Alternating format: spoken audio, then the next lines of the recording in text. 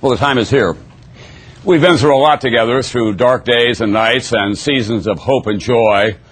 Whatever the story, I had only one objective: to get it right. What have I learned here?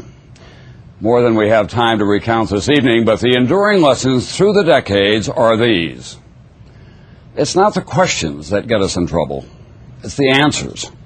And just as important, no one person has all the answers. We're all in this together. We still are. And it is in that spirit that I say thanks for all that I have learned from you. That's been my richest reward. That's Nightly News for this Wednesday night. I'm Tom.Brokaw. You'll see Brian Williams here tomorrow night, and I'll see you along the way.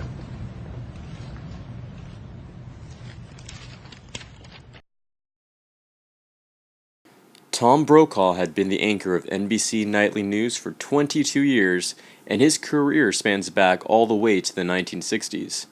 Over the past few decades, Tom.Brokaw has become a household name and still remains to be one of the most respected anchors of nightly news.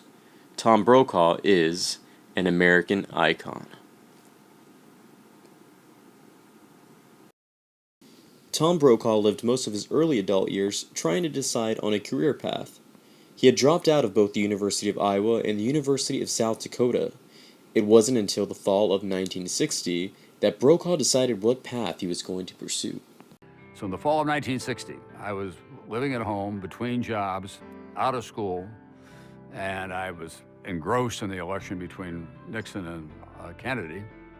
And I sat in my parents' living room, and from 7 o'clock at night until 8 o'clock the next morning, I watched Huntley Brinkley report the election returns. At 7:19 a.m. Eastern Time, Senator Kennedy was elected President of the United States.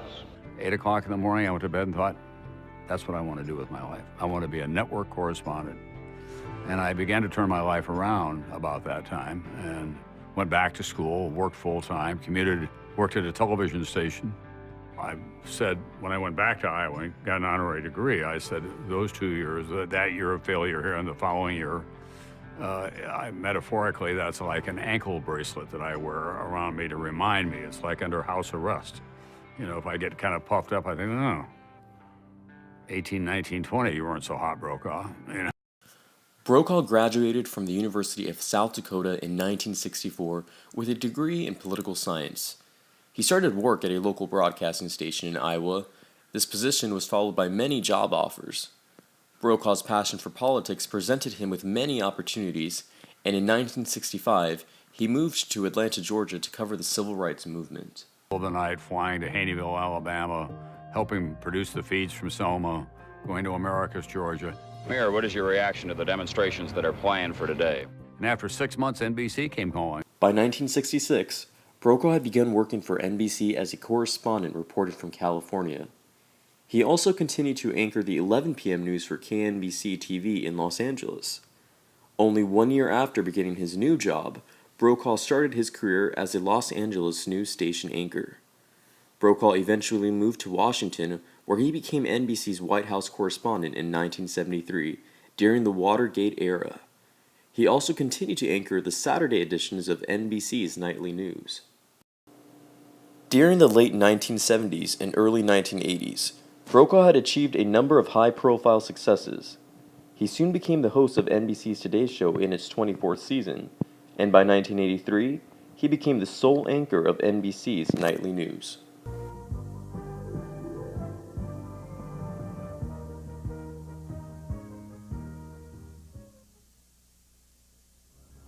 Good evening. I'm Tom.Brokaw with NBC Nightly News.